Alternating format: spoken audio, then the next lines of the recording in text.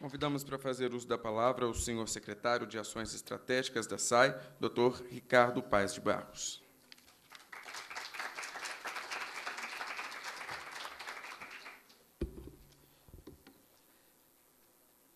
Bom dia, ministro. Bom dia a todos. Bem-vindos. Como o ministro colocou, e esse pequeno filme mostra, a nossa classe média é o resultado de uma profunda e histórica transformação na sociedade brasileira. O que eu vou fazer aqui é um pouco relembrar a gente sobre essa transformação. Na sequência, a Diana e o Renato vão falar um pouco sobre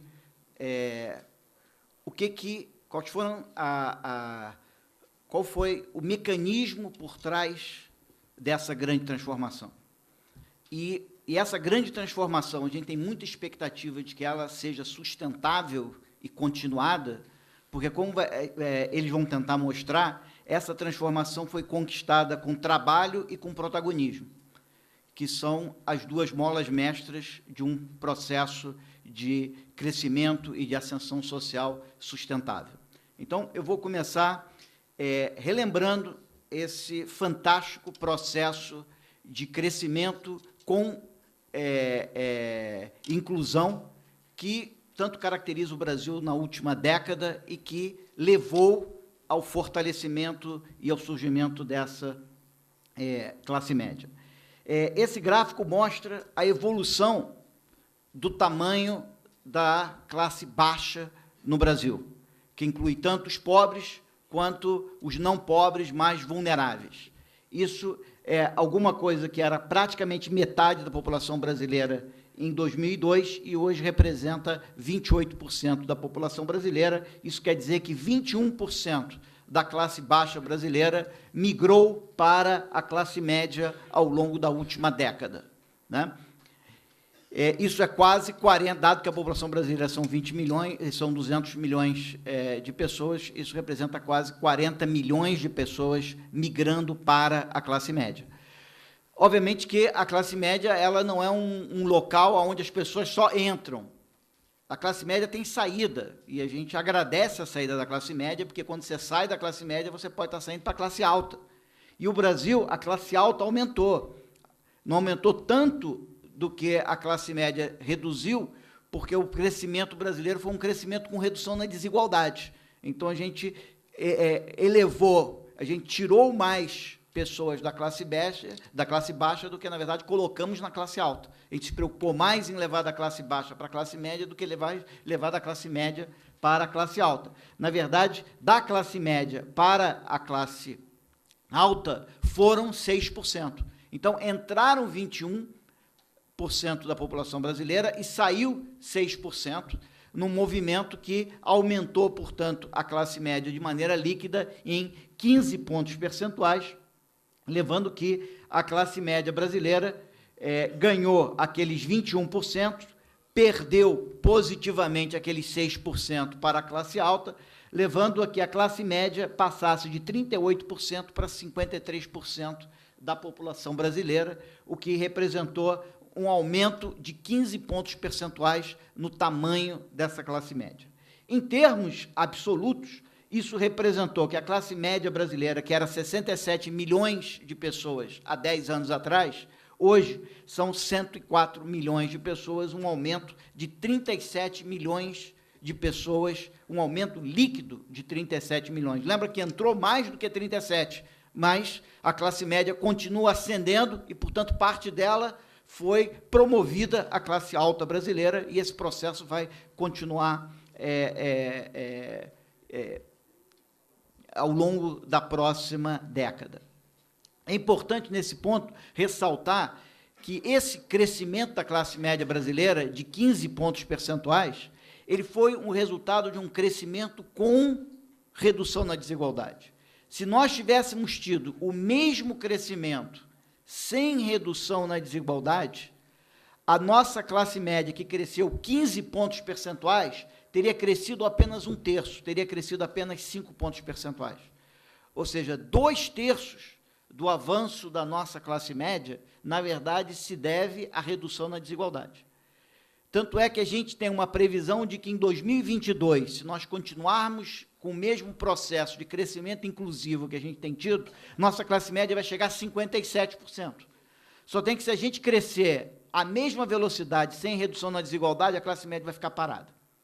Ou seja, é muito importante, como o ministro colocou, a redução da desigualdade, porque a classe média, o fortalecimento da classe média depende dessa redução da desigualdade.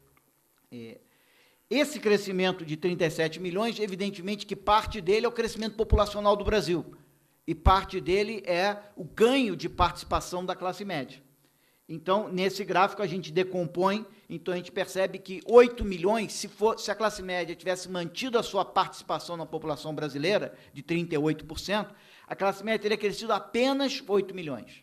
E ela cresceu, na verdade, 37 milhões, porque 29 milhões foram incorporados à classe média por um aumento da participação da classe média na população brasileira. Bom, a classe média brasileira, tendo 104 milhões de pessoas, se a classe média brasileira fosse um país, ele seria o 12º país mais populoso do mundo, logo abaixo do México. Tá certo? Isso mostra a dimensão da nossa classe média.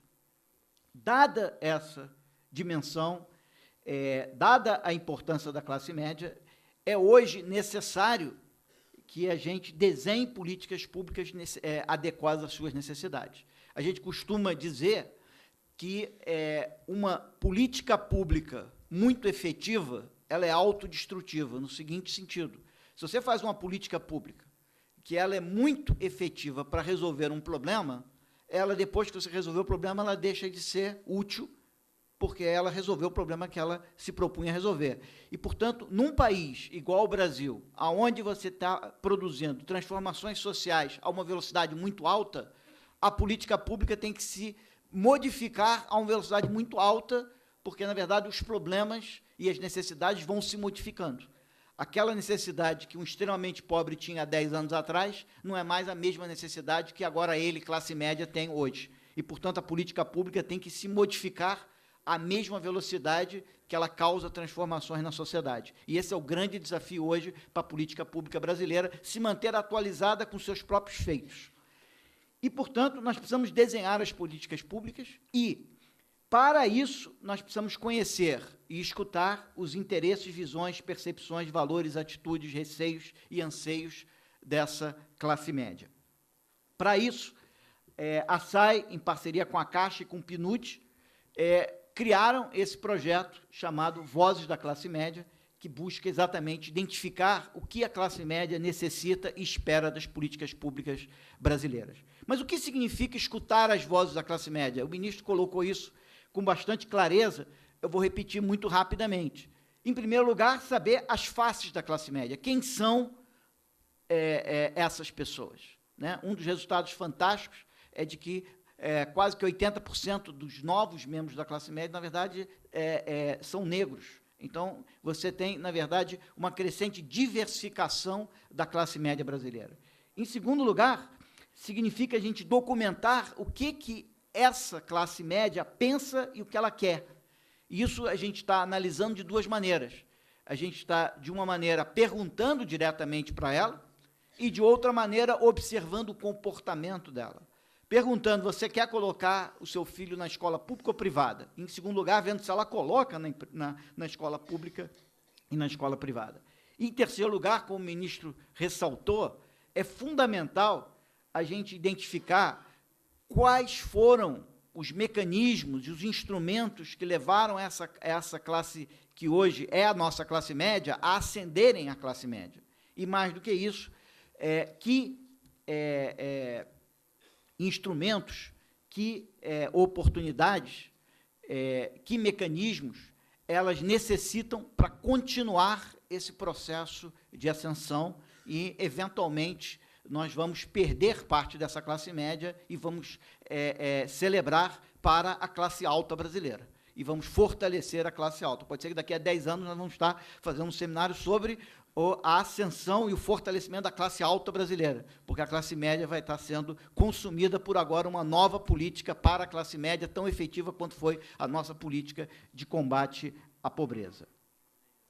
Do que é feito, como que nós vamos, então, escutar as vozes da classe média, como nós vamos apresentar essas vozes da classe média, como o ministro colocou, essas vozes da classe média elas estão sendo escutadas e analisadas com base em todas as informações hoje disponíveis, tanto de opinião como de comportamento da classe média e, portanto, tanto da CNI, IBOP, Data Popular, IPEA, como do IBGE, DIESE, RAIS e assim por diante, como de uma pesquisa nova, específica para isso, onde vamos acompanhar, como o ministro bem colocou aqui, 10 mil famílias ao longo do tempo.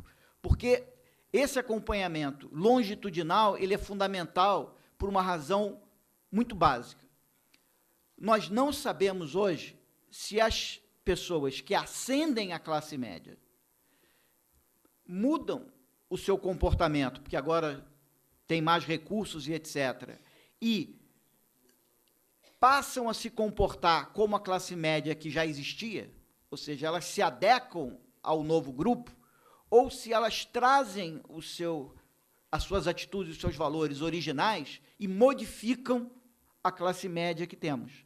Então, nós não sabemos hoje, exatamente porque não temos essas informações longitudinais, se as atitudes que nós temos hoje da nossa classe média são as atitudes históricas dessa classe média, são atitudes que foram modificadas por essa ascensão desse grupo de quase 40 milhões de brasileiros que passaram a integrar essa nova classe média. Na medida em que essa classe média é arejada por novas pessoas, isso modifica o valor dessas classes médias, dessa classe média, ou essa classe média modifica os valores das pessoas que migram para ela. Para isso, eu preciso acompanhar pessoas ao longo do tempo, e o projeto é acompanhar 10 mil famílias durante 5 anos.